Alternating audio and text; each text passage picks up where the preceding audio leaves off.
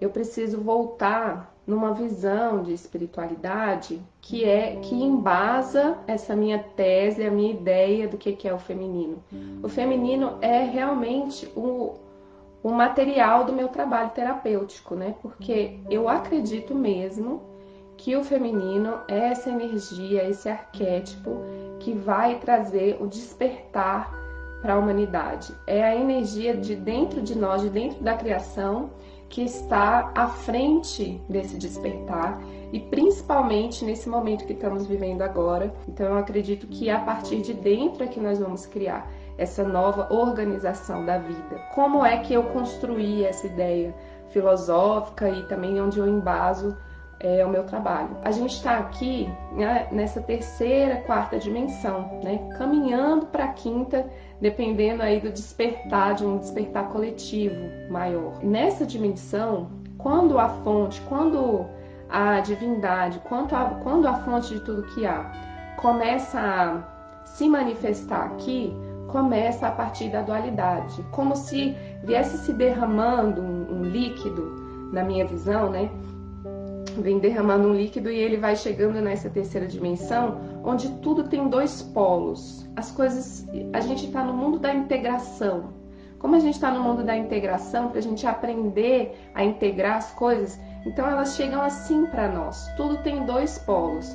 Então aqui a gente experimenta o amor e o medo, o dia e a noite, né? O claro e o escuro, o bem e o mal, né? Como a gente tem essa experiência de estar sempre, como eu falei no meu podcast, correndo atrás do bem e fugindo do mal. Então a gente veio vivenciar a dualidade. Então, quando a divindade vai se derramando por sobre essa dimensão, ela se divide também em toda a criação, em tudo que há, em feminino e masculino. E são arquétipos.